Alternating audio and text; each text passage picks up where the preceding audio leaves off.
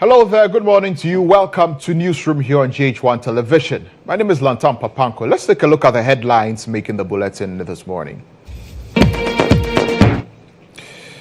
And coming up, the Speaker of Parliament, Alban Kingsford Sumana Bagbing, once again adjourns Parliament indefinitely due to the absence of NPP MPs after they triggered a recall. Also coming up, Member of Parliament for Adansia Sukwa constituency, Katie Hammond, serves notice that the MPP side of Parliament will cite the Speaker of Parliament for contempt for disobeying the Supreme Court's order.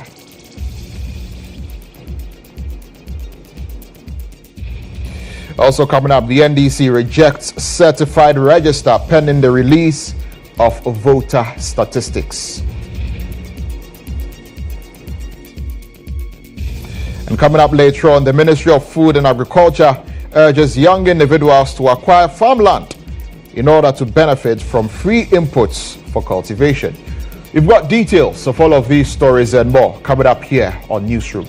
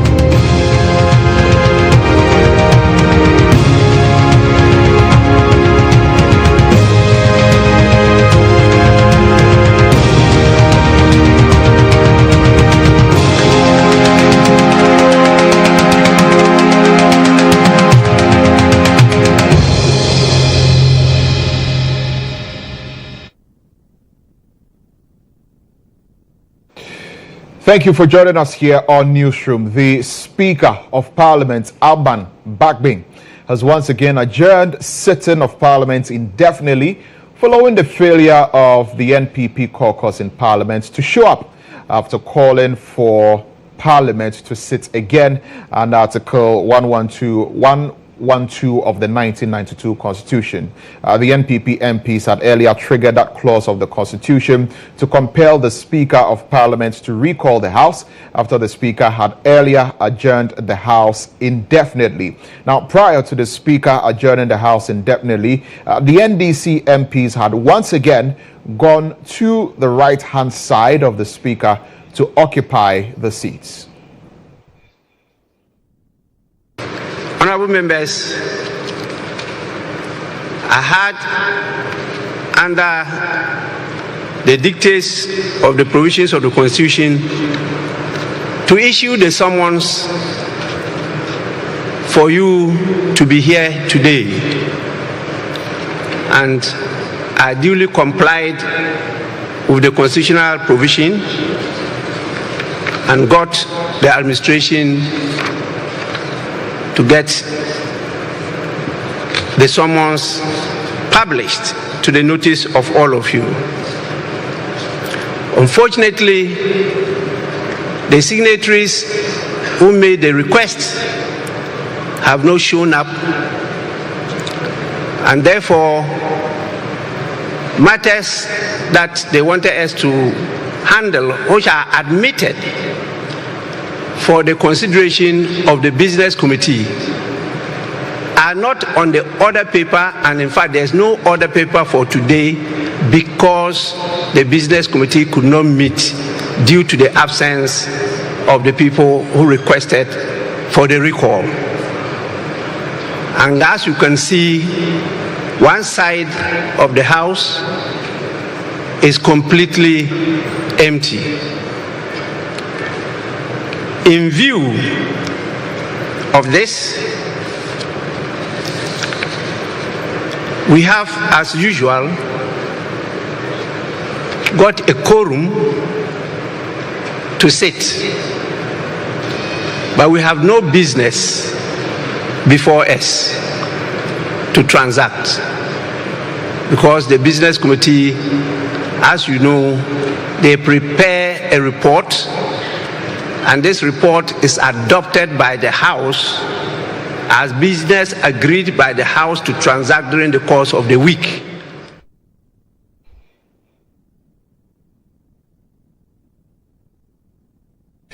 Well, let's take you to Parliament now, where my colleague Ibrahim Al-Hassan is standing by, has been engaging some of the members of Parliament who were in Parliament today. Let's take you live to Parliament. You can clearly see that Ibrahim Al-Hassan is engaging MP Samuel Okudzeto Ablakwa. Let's take a listen. Parliament, and then when it gets to the real caboodle, they don't show up. They're nowhere near the match which they called for. I mean, you call for a match and then your team does not show up at the stadium to play the match. You can't keep wasting public time, wasting public resources, and wasting the time of the country. And you see, I'm getting sick and tired of the childishness. We need to show that we are mature, we are grown-ups, we have this country at heart. Let's put the country first. The extreme partisanship, the childishness, is not helping this country. There's so much that we have to do. I mean, this is a country that is grappling with galamsey. I thought that by now we should have repealed LI 2462. I thought that by now the excruciating taxes, the betting tax, the e-levy, the emissions levy, all of these draconian taxes suffocating the Ghanaian people. Businesses are crying. Look at where the exchange rate is. You know, we are in an economic crisis. There's a cost of living crisis.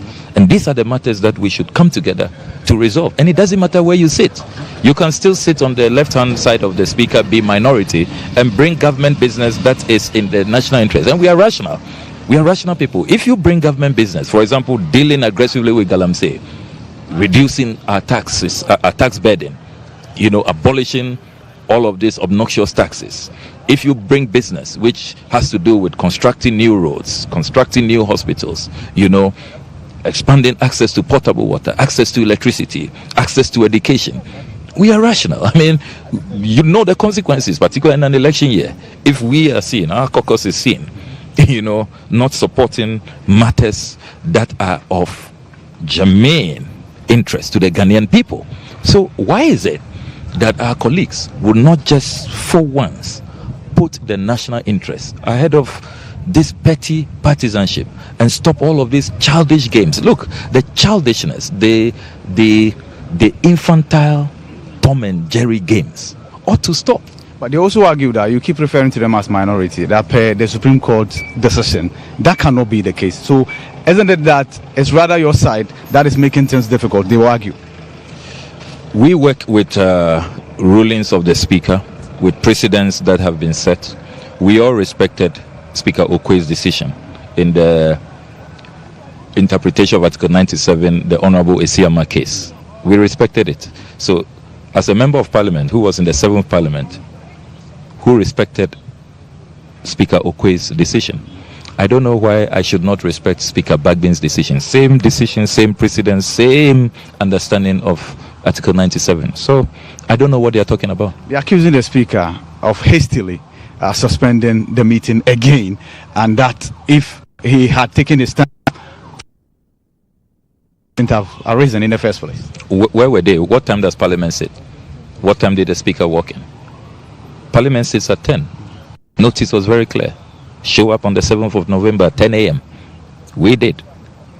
Way before 10 a.m. What stopped them from showing up? Are the gates not opened? Have you seen anybody here as a speaker position anybody, identify MPs and saying that you are an MPP, minority MP, so you cannot come in? Nothing, nobody. The gates are open. The entrance to the chamber is open to everybody. So why didn't they come if really they meant to transact business? Look, all of this, they are just, you know, trying to give their base false hope, appease them. You know, when the Speaker adjourned Senate, they wanted to hurriedly show that, oh, there is a constitutional provision which allows Parliament to be recalled, and then the recall happens. They were probably thinking that the Speaker would not respect that and then will not recall Parliament so that they can run back to the Supreme Court, which they are using now as the MPP annex, look, it's all childishness. This is all petty, partisan, infantile politics. It will not help the interest of the... Tell me, over these past weeks, how have these games, these infantile games going on, how has that addressed the cost of living crisis? How has it addressed the exchange rate crisis, which has now moved from 1:4 in 2016 to 17? And we have somebody who is claiming to be an economic wizard. We are waiting for an app that will address the exchange rate crisis, since now all he knows is to develop apps. Since you people don't understand digitalization. How all of these Tom and Jerry infantile games going on, how is it addressing the crisis with Galamsey? How is it addressing the unemployment rate, which is at 14.7%, all-time high? If you read the current Afrobarometer, it says that 41% of Ghanaians say that unemployment is their biggest headache. People are going to bed without food, without one meal. It used to be probably 100, 101. It's now 000 for a lot of people. Read the Afrobarometer. So all of these childish games, this petty partisanship, this Tom and Jerry theatrics, you call for an emergency sitting of the House and you don't show up. How is it resolving this? How is this addressing state capture? How is it addressing the corruption that's going on? So let's get serious. This is not why we were elected, to come here and be engaging in Tom and Jerry infantile, childish games. I feel really embarrassed about what is going on as a member of the 8th Parliament. Yeah. I mean, they are here concerned about a few days that their colleagues, they say their colleagues will not represent their people. How about Sal? How about Sal? The people of Central Kofi, Akpafu, Lolobi, Likpe, for 4 years, no representation. How about them? Who cares about them? They are not citizens, they are not Ghanaians. See what they did to the Asin North MP. Injuncted him for many, many months. They had no representation. So the double standards, the hypocrisy, the childishness, it has to stop. And let's put this country first, ahead of cheap partisanship. This is not going to take us anywhere. Yeah. Finally, Joyce Ayi of the National Cathedral Secretariat thinks you have no basis whatsoever to question why people who have been put on salaries in the name of the Secretariat should be paid. Madam Joyce Ayi, we all have enormous respect for her, for what she has done for our country and all of that. With all due respect, on National Cathedral, she continues to get it wrong. If she is building a personal project with her own resources, will she keep paying the foreman, keep paying workers every day? And in Ghana, a lot of the workers on construction sites, they charge by day. Will she keep paying them if it was a personal project, using her own resources, not taxpayer funds? So why is it that for more than 30 months, no work is going on, and yet you are paying people? I mean, why? I mean, can't we just love the country a little? Meanwhile, there are people who have worked. Look at the litany of strike actions, the labor agitations. The labor front is in turmoil. People who have worked and are not being paid. NAPCO workers, owed arrears for many years. Mortuary workers, university senior staff. I mean, what kind of country is this? Where is conscience? Where is conscience? Where is love for country? Where is prudence? So when they told us that they'll protect the public purse, is this what it is about? That no work is going on since 2021. No construction. The contractors have folded up. And you see, juxtapose what the private contractors have done with what government is doing. The private contractors, Rebadi, as soon as they noticed that government was struggling with funds, government was not paying them, and they noticed that this project was in crisis, they immediately, promptly asked their staff to go home to mitigate costs. They could have also kept paying their workers to be just loitering about. Why is it that the private person is more prudent, more commonsensical, and thinks about the survival of his business so that he does not dissipate the resources of the private company?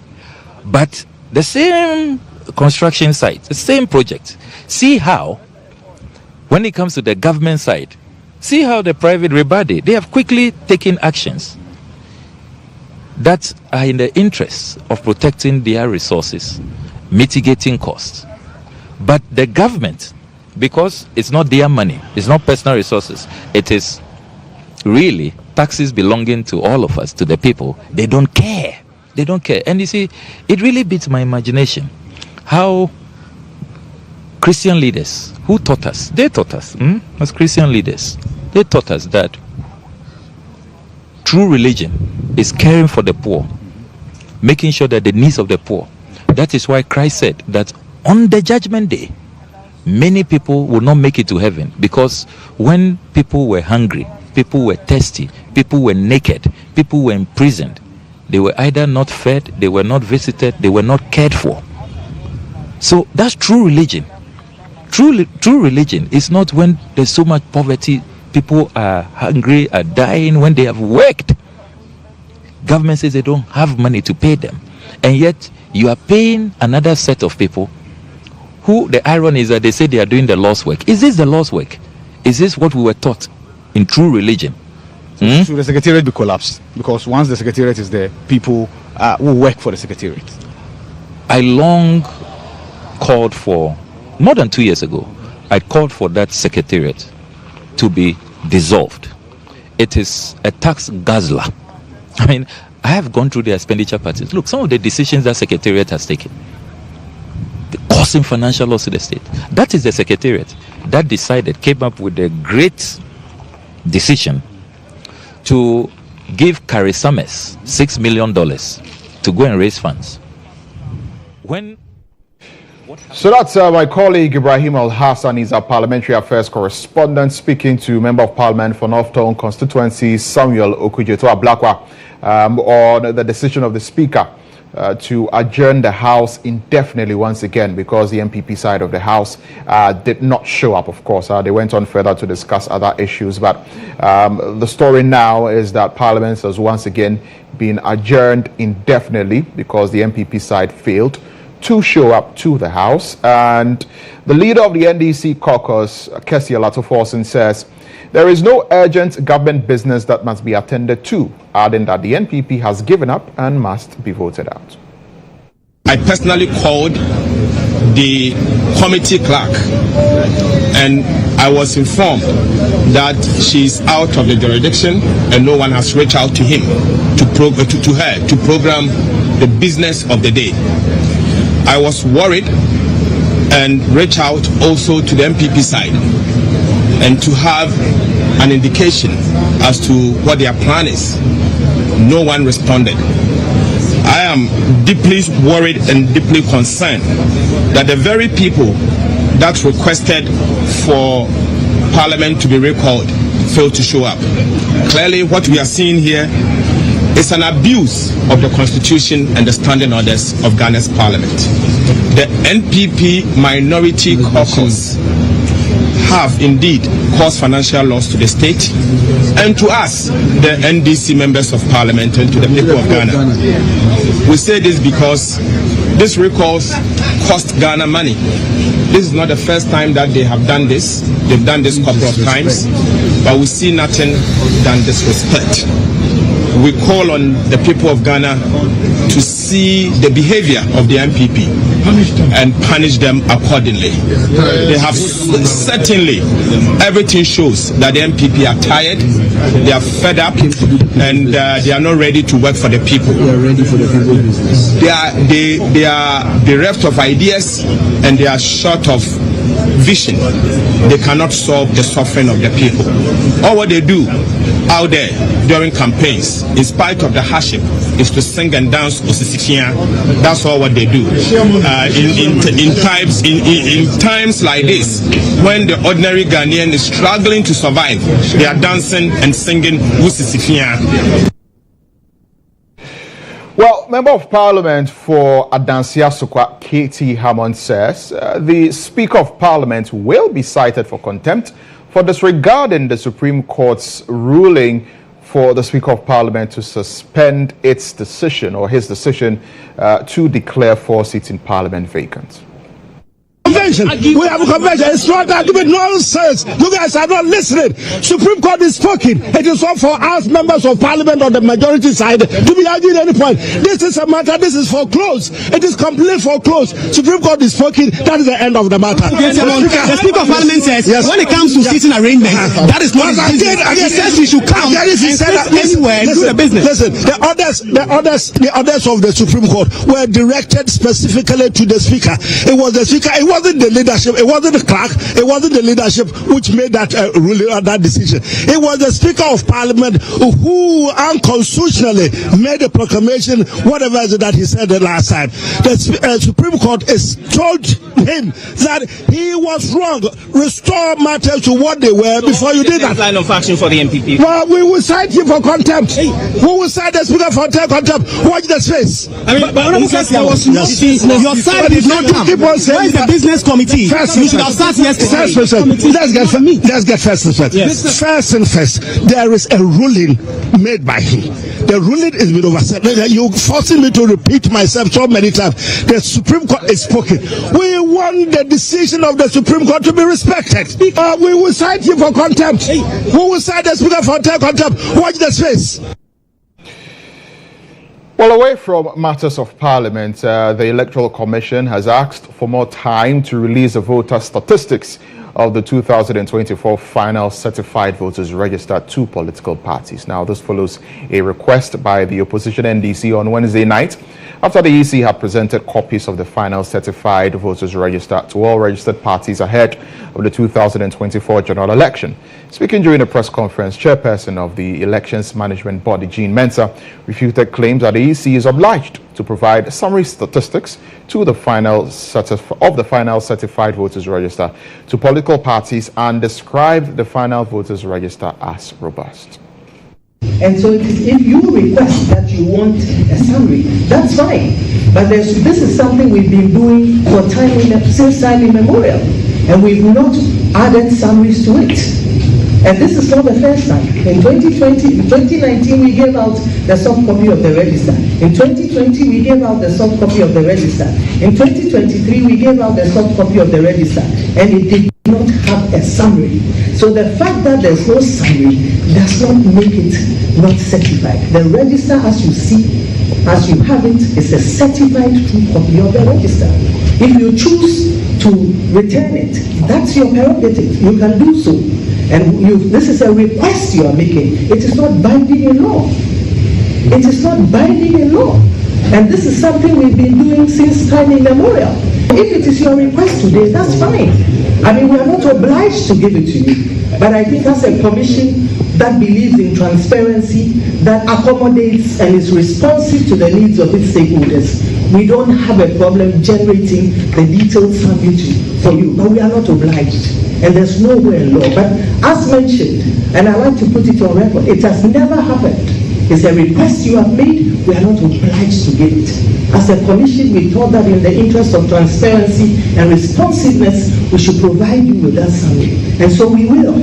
As Dr. Oporia J indicated, we thought that we should give you the details and not just a summary. And so when they went in, it requires some audit checks and so on and so forth, and that is being done. And so you can return your drive if you wish. It does not make what you have not certified. Those registers you have are certified, and that's the final register. It's important for the public to know that we have 21 days within which to give you the certified register.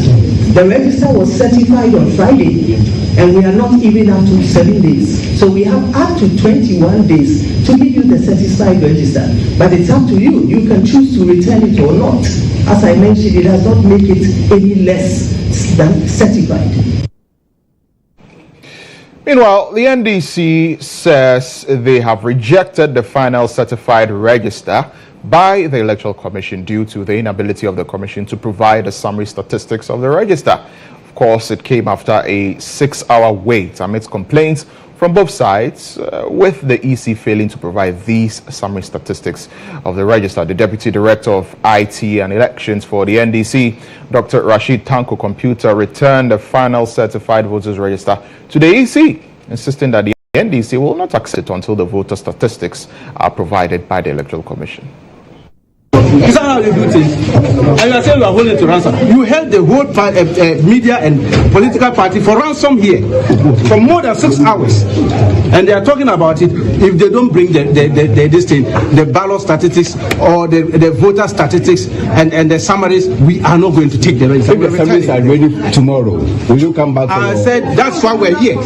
We're here waiting for the summaries. They promised giving us the summary. We didn't put dagger on their this neck to ask for the summary. If she knew that she was not obliged to give her the summary, she should have told us. Around 5 o'clock, we are officially saying we have returned the drive back to them until we get the summary. What is she talking about? I've been doing the election since 1988. I have passed through all the mills, and I know every election cycle summaries are given to us. Ballot printing, go to the ballot printing house and see whether summaries are not there. I am saying that she's not the first electoral commissioner. We have dealt with commissioners before, and we had all summaries. I can provide you all summaries from 1992 up to now if you want. I have it. What is the total registered voters for the election? You are a media, do you know? Why were you inside? Why didn't you ask it? And so you just went to the election without knowing the total number of registered voters. Go to their website. You will see the 2020 total registered voters. As we speak now, do you have it? That is the summaries we are talking of. Do you have it? You are the media. I'm asking, do you have it? Do you go to election without noting the total, the registered voters? Is that how you go to elections? Well, let's stay on this a while longer, thankfully. The man himself, Dr. Rashid Tanko Computer, who is Deputy Director for Elections and IT for the NDC, is joining us via Zoom. Doc, thank you very much for joining us. Obviously, in that clip that we played of you there, you were quite unhappy about the EC's inability to provide you with the summary statistics. The Electoral Commission says it is a request that you have made, and they are not obliged to provide you with the summary statistics. What they've given to you on a hard drive that you returned is the certified voters register, and so you should be okay with it. My brother, let me say good afternoon or good morning to your cherished viewers. We are not satisfied. We are not at all. That cannot be a satisfied register. A register, they themselves don't know if they don't know the figures there in the register. Be the electoral commissioners. Madam Jinmensa, when she was talking on top of her voice, I wish one of the media house should have asked a simple question. Madam, what is the total registered voters in the register that you have given out? That would have ended the meeting there. She herself don't know. She doesn't know the figures as she was talking about. That is the kind of commission we are dealing with. Do you know that the summary should be the first thing that should be on their fingertips as commissioners? You shouldn't have this. What law was she talking about? Which law was she referring to and say that there is no law backing that? And is it that they don't understand statistics or summaries? That is why she was mentioning there's no law. Tell me which part of the law tells them that they should generate ballot statistics and send it to ballot printing houses for them to print ballot papers. Tell me which law did allow them to do that? Don't they generate ballot statistics? They have ballot statistics. They generated it. The law says print ballot papers. The law didn't say generate ballot statistics. But you cannot print ballots without getting the statistics. You need the statistics. And where do you get the statistics from? From the register. The current one they are printing, they generated it from the provisional register. So these statistics, summary statistics that you're looking for, are you looking for the EC to provide you with the total number of registered voters on the register? Is that the only thing you're looking for? What are the other statistics that you are looking to see in addition to the certified register that has been given to you? That you rejected. We are asking that one. The total registered voters in the country must be stated. Total transfers must be stated. total proxies must be stated, special voters list must be stated, transfer lists, all the lists embedded in the register, the totals must be stated, and at the end of it, they must give a regional breakdown of the voters, as well as how many females are voting and how many males are voting in this country. This is the germane part of the register. When they are giving a register from 92, this is what we have been doing at Lantam. She's not the first time. What is she talking about? She has never done it. Go and check their website, 2020. They have the statistics there, put at the website of total registered voters and all the other things I've just mentioned. She talks as if this is the first time Ghana is going through election, as if we don't know these things. Or is it that because she has never been part of the inner circle of election management, that's why she talks like that? And I was expecting Tete to call her to order. Who told you that we don't have that kind of thing? We've been doing this thing time immemorial. This is not the first time. So, I mean, with the register that was given, she says it is the certified register. Now, if you were to, take the drive that was provided for you and go through it, will you not be able to generate data, on how many people are on the register? For example, that is a statistic that you can do your own calculation by looking at the people on the register, to come out with, among other things. It's not something that you could have done. You are a reporter. If somebody should phone in now and ask you are talking about certified register, can you tell me the total registered voters for this country right now? What will you tell the person? Are you going to tell the person you should go and get the register and do his own statistics calculations to do it? Is that what we think the absurdity that which we are going to drive everybody into this country? That is why we are fighting. That is why we are telling them they must do the right thing. They are paid to do this. They should stop that kind of thing. That mediocrity they are trying to bring out publicly. Do you need me to go and take the register, take my calculator, my system to now check to know all these things? When somebody is paid to quickly look, even the first year statistics students, this one you don't need anybody to tell you this is what you need. You don't need. You are dealing with figures, and you want somebody to now ask you for the figures before you come and tell the person the figures. Electoral Commission, their activities evolve around figures, and that one should be at their fingertips. Simple as that. So now that you've returned the register on the drive that was given to you, the EC has said they are not obliged to, but they would, come out with the statistics. What is the latest in that regard with your communication with the EC as far as these concerns? We are still waiting for it. We are waiting for the statistics. If the statistics are ready, we'll take it. All right. Thank you very much, Dr. Rashid Tanko Computer there. He is Deputy Director of IT and Elections for the National Democratic Congress. This is Newsroom here on GHOne Television, and a group of lecturers from the Kwame Nkrumah University of Science and Technology, along with other academics in the Ashanti region, have publicly endorsed the National Democratic Congress and its presidential candidate, John Dramani Mahama. The group urged Ghanaians to vote for the NDC's presidential candidate, John Mahama, cited concerns over the current administration's handling of national issues, particularly education. Now, speaking to the media during a street campaign in Kumasi, the lecturers criticized the ruling government, accusing it of mismanaging the nation's affairs and causing a decline in the quality of the educational sector. Professor Nathaniel Bosom, representing the group, expressed dissatisfaction with the current state of governance, highlighting the struggles professionals and other academics face under the present administration. We are a group of academics, lecturers, professors, and professionals who are affiliated to educational institutions in Ashanti region. And our goal this afternoon is to let the whole of Ghana be aware that the problems that we face in this country is not a problem of only ordinary people. We professionals and academics are equally worried about the state of our society, the state of our economy, the direction that this government, I don't want to mention their name, this government has taken us for the past 8 years. They've made life deplorable for us, and we believe that it is time we rallied behind former President John Mahama to rescue our country from the shackles and destructions that this government has taken us through in the past 8 years. So if we are here to rally behind John Mahama to rescue our country from the looters.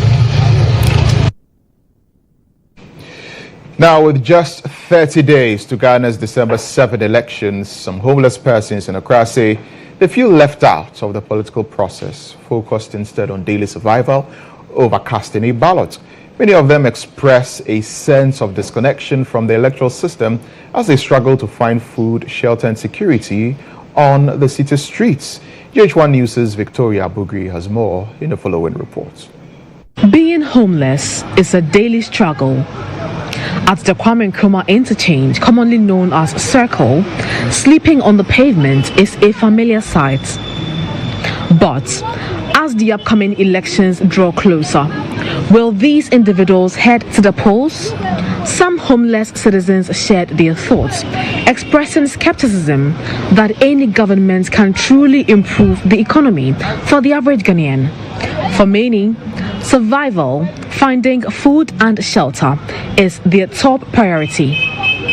The idea of voting, they say, feels distant and almost irrelevant. However, not everyone feels entirely disconnected.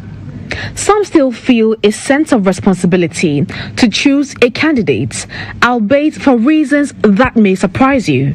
I'll vote for Baumia because what he has done to Ghana surprised me. That might surprise me because before you cannot send money. Well, let's now take you back to Parliament, where the NPP caucus is having a press conference. We'll take a listen to their reaction to the Speaker's adjournment of the House indefinitely once more after they had the recall processes in the Constitution triggered. The NPP majority had their name tags that already was not he who did that. So obviously, one was expecting Mr. Speaker to direct the NDC to do a thing. He refused. Subsequently, Mr. Speaker engaged the Council of State.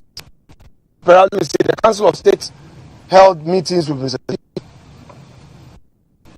As a majority leader and leader of business and leader of the House, I had the opportunity to also meet with them. Understanding I had from the meeting, as a sequel meeting they had already held with Mr. Speaker, was to the effect that Mr. Speaker will direct the NDC minority to seek the understanding I had. Subsequently, a call from the Peace Council. The Peace Council informed me that they had engaged Mr. Speaker on the issue before Parliament and did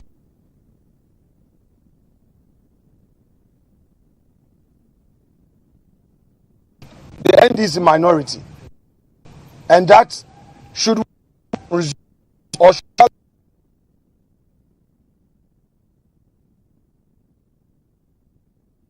indicated to the Peace Council that he had not ruled, neither has he proclaimed the NDC minority, and that should we resume or should Parliament reconvene, the NDC minority will go back to their seats.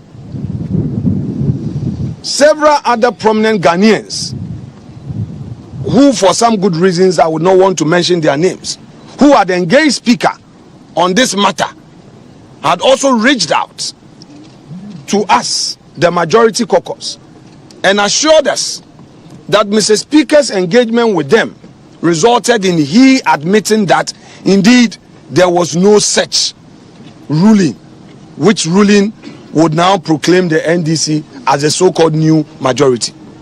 Now, from the horse's own mouth, Granted that all these prominent people misrepresented to us, the majority. Yesterday, Mr. Speaker himself, in his press conference in the afternoon, enumerated a number of things. Amongst them, he said he had not made a ruling. He told the whole of the country that he had not made a ruling. So, if he claims that what he did was a formal communication in response to a statement from the minority leader, then why is he supervising chaos in the House? What Mr. Speaker did today amount to supervising chaos and bringing the image of democracy to disrepute. Yes. The NDC minority members were all over claiming that we, the majority, did not attend a so-called business committee meeting that they called.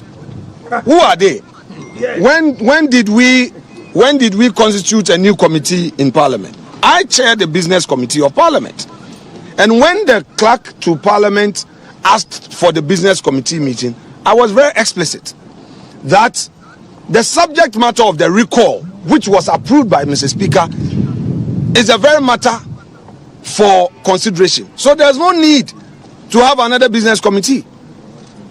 Business committee is to decide on the business of the House. On this occasion, you have made an application, which application has been granted. And the items that were approved were the very things to be decided on. So I directed that the order paper should be printed to reflect all those items. Fortunately, Mr. Speaker himself read the two letters. The first one and the second one that amended the first, and indicated to the whole country that indeed our deputy majority whip, the second deputy majority whip, had actually sent those letters to him. He acknowledged him as such. Clearly, the NDC is on a warpath. They want confusion in this country.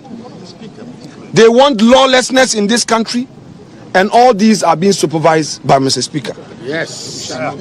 It is sad. It is very sad.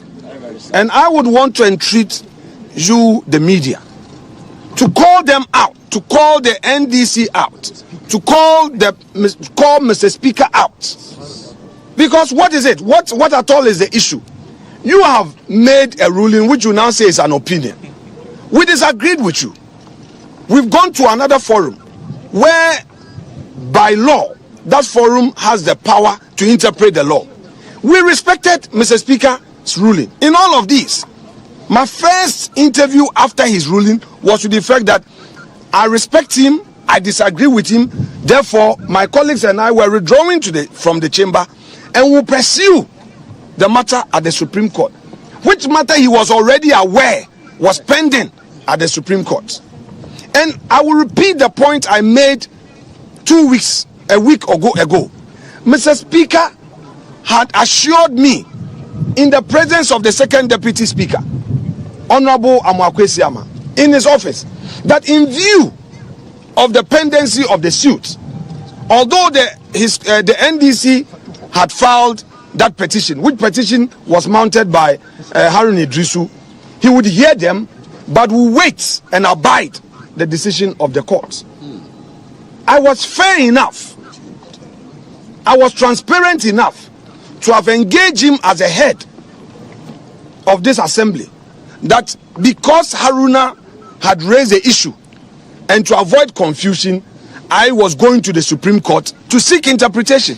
I did not go to Supreme Court in bad faith, and it wasn't the case that a matter was happening in Parliament and I ran away to the Supreme Court. I ran away from Parliament to Supreme Court to seek refuge. No, I foresaw confusion. And indeed, what Harun Idrisu filed, why did they set it aside? Harun Idrisu had initiated a process under Order 99 of our rules, which will require a process to be set in motion. Why did they suddenly come under Order 93, which allows for a statement? When in the history of this Parliament, since 1992, did a statement metamorphose into a motion? which motion now will require a ruling. You see, Speaker is setting the country on fire. Yesterday, we were disappointed with his non-reconciliatory posture during this press conference. Indeed, we, the majority caucus, call on Mr. Speaker one more time to demonstrate statesmanship.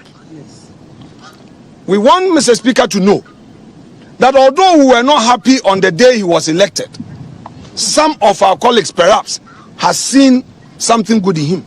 It wasn't the NDC that put him there for him to do the bidding of the NDC. Perhaps people felt that he could be someone who will bring all of us together. Yes. There are things that we cannot say into the camera. But Mr. Speaker is hurting democracy. Yes. What Mr. Speaker is doing is to rehearse what the NDC is likely to do should they lose power, to bring chaos, to cause confusion. How can Mr. Speaker say that he respects the Constitution, but he will not subject himself to the dictate of the judiciary? How can you say that the judiciary is in collusion, is colliding with the president, and you mention the president as a person, as an individual? How? What Mr. Speaker is doing is in bad faith. First of all, he subjected himself to the jurisdiction of the Supreme Court. And after losing at the Supreme Court, he turns around to attack the Supreme Court. His own lawyer, my respected senior Thaddeus Sori, in court, argued forcefully that Mr. Speaker made a ruling, and he sought to justify the so-called ruling and even challenge the jurisdiction of the court in entertaining my application. For him, the matter comes under Article 99 of the Constitution and not under Article 197. 97 G and H of the Constitution. To the NDC lawyer, to the Speaker's lawyer, who had received firm instructions from the Speaker, the position of the Speaker was home and dry, was on all fours right, and that Mr. Speaker had ruled, and that those members could not come to Parliament. Again, he had emphasized that the right forum was the High Court. Yes. All these points canvassed by Mr. Speaker's lawyer were overruled. The matter was heard in the full glare of the public. There was a live broadcast of the Supreme Court proceedings of that day. The ruling of the Supreme Court has been procured by me as plaintiff. The Supreme Court bailiff has served the ruling, the second ruling, on Mr. Speaker. His lawyers were given up to 3rd of November to file their written submissions, statements of case in defense, if any. So what are all these, perhaps I call it Cathedral statement of Speaker, creating an impression as though those statements he's making are an authority on their own. It cannot be. A true Democrat will respect the rule of law. Yes. And that is why we decided to respect him. You know, ladies and gentlemen of the press, NPP, our tradition is to respect rule of law. Yes. It's out of deference to Mr. Speaker. That is why we did not enter the chamber. That we should share in that chaos theater with them. Never. Never. We will not. MPP will not. We will not. Therefore, don't be swayed by their lies and their propaganda. The chaos they started is what they want to end. We will not allow that. We believe that we have to win the elections right at the polling station, and would go and work. Right now, what the NDC has done, basically, are the following. One, they don't want Ghanaians who would be on account, appropriation on account. It's a constitutional requirement. So that is what they want. They want to stampede it. 2, they want to again create a certain impression that Ghana is lawless. Ghana is not lawless. We will not allow them to give a wrong impression to the international community. We will respect the law.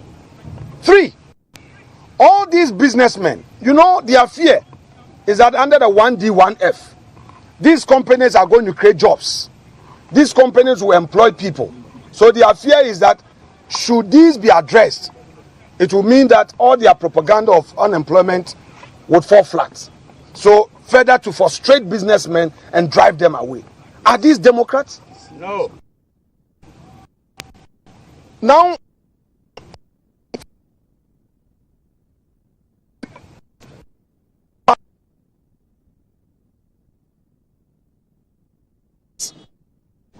frustrate businessmen and drive them away. Are these Democrats? No.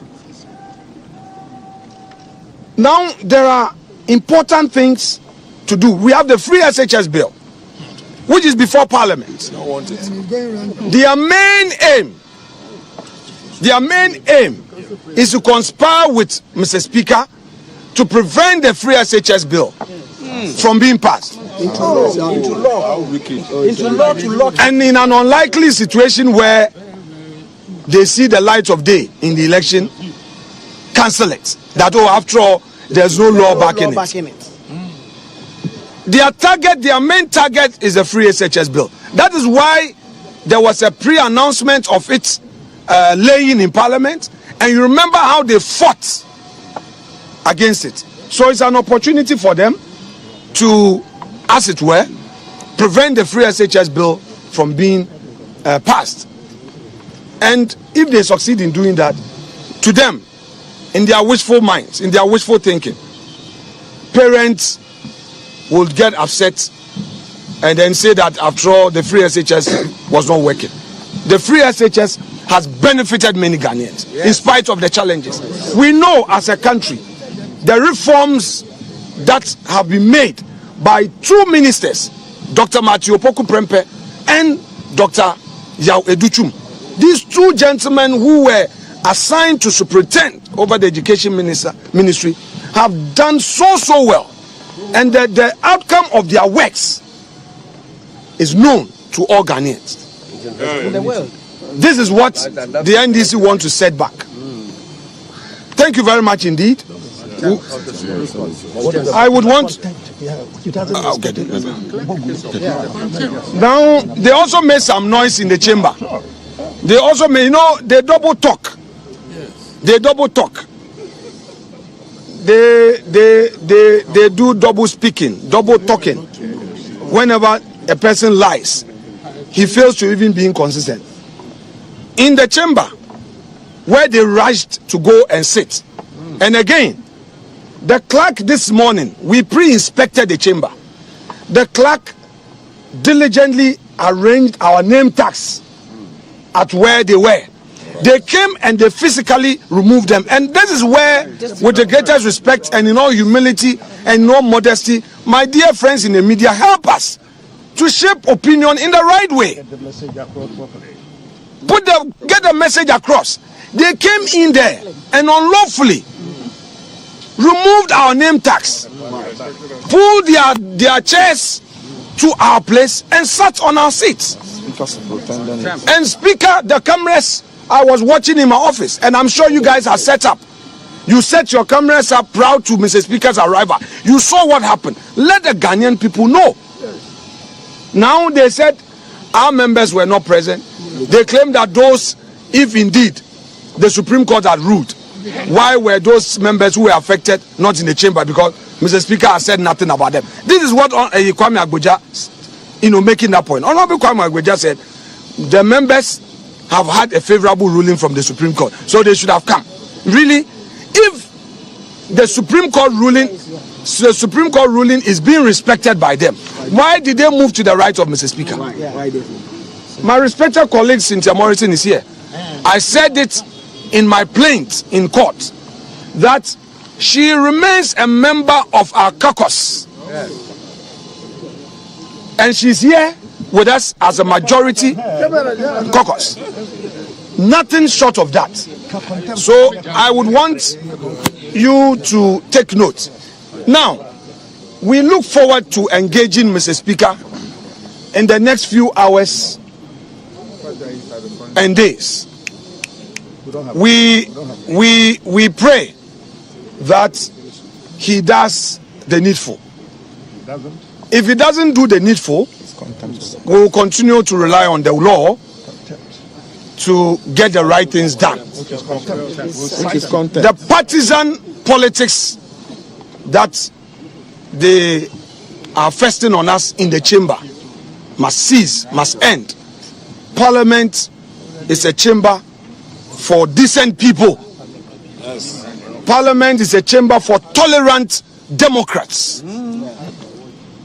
Parliament is a chamber for people who want nation building without taking advantage of situations to score cheap political points. We will yield to these high values and high tenets of democracy. Thank you very much indeed.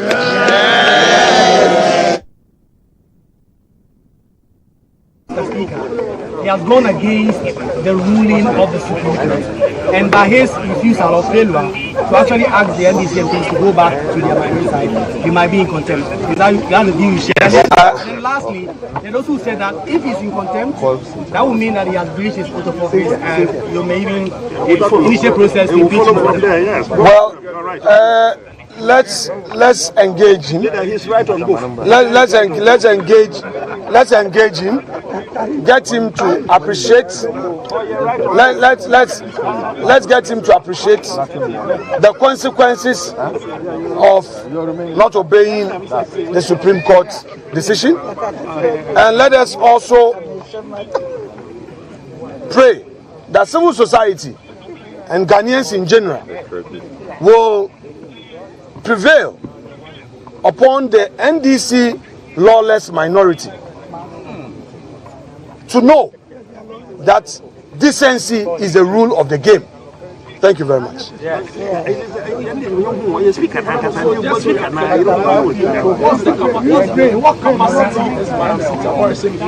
She's a member of parliament. Listen. Wait. You see, wait. I will not in any way attack any media house. But the discourse is a two-way traffic. For instance, I won't mention that station's name, but as a member of parliament, listen, wait. You see, wait. I will not in any way attack any media house, but I believe that the discourse is a two-way traffic. For instance, I won't mention that station's name, but a station invited me, and when I went for a program, after we had agreed on the issues, they now said to me that a big man from that station says that they should address me as leader of MPP caucus. And I asked that a speaker of parliament has made a pronouncement. Granted, at the first instance he was right. A superior court has overruled him, so the status quo has been restored. Further, the speaker has challenged the first decision of the court. All right? And that has been adjudicated upon. And it has been determined. Yes. So, two rulings have come out after his ruling, which he calls an opinion. Is there an issue of who is in majority and minority? You, the media, I want to ask you. So I would plead with you, no matter how you feel, let us all help with the law. We all know in the US, in the US, I'm referring the media to something that happened in the US. We all know that CNN leans towards the Democrats. Yeah. If you watch CNN carefully, you will know that CNN leans towards the Democrats and Fox leans towards the Republicans. But as soon as Trump was elected, CNN put all their biases aside and went straight. In fact, they were among the first news. Let me finish. To have projected Trump's victory, in spite of all their disagreement with Trump's views or political views. You get my point? And I would want to urge on you, the media, to do same. You may not be in support of MPP. I agree. Yenina ya dream to me ya baako. Yenina media yen to me ka say media bi antro dia MPP footing. But se court kasa na Ghana baako pe na ewo. Dia NDC for ne ye no mpese Ghana ejeto mo. No man kan kire nso wafom on the sun suban. Dia speaker di kan ye no. Speaker dia speaker di kan ye no. Yen yanko ntokwa o. Oka di oka ye no. Yen didi na tem. Ye ka chen say speaker. Wo de waka. Ye di court. Na court ebia asem no. Court edi kan ebia asem no. Speaker si on ti ase of a lawyer. Emma lawyer no court.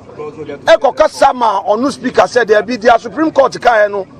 Wafo Supreme Court afom. Supreme Court di asem no. Ghana nyina hwe TV. Ena Supreme Court aka said there be speaker. Enye wo tumi na obetumi aka say obi seat we declare ni vacant. Eyenyen nti asem no eda yenim. Asem no so beda ha na wo ya aware.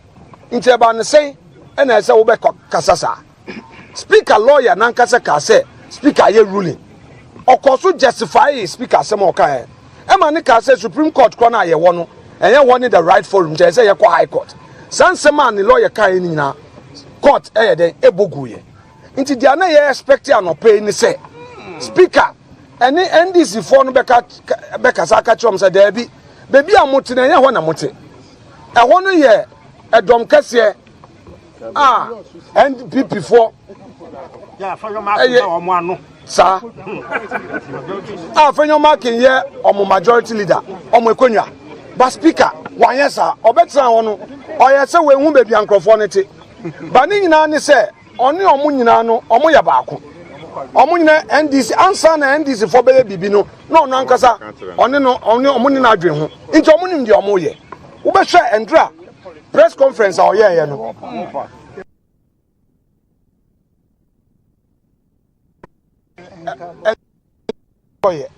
or attack o mampani or attack judiciary Supreme Court e ka nsem bebria yen esan say ye bu no bi nti no yam be respondo say yete de oka yetie but yen MPP for embra na ye di so nti yam be ka say nti ano ne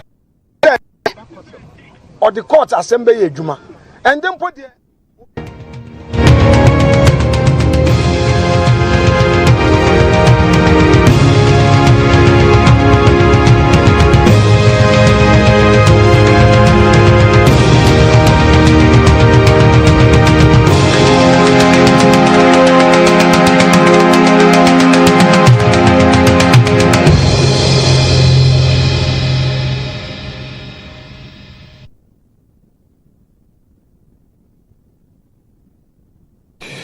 So you have there Alexander Kwabena Feyomakin, who is MP for Futu and a leader of the NPP Majority Caucus in Parliament, addressing the media in the aftermath of the Speaker of Parliament, once again adjourning the House indefinitely because they failed to show up in Parliament. Of course, in our subsequent bulletins, we'll be bringing you more details on how all of this is unfolding. But this is where we'll end Newsroom today here on GHOne Television. Thank you for watching.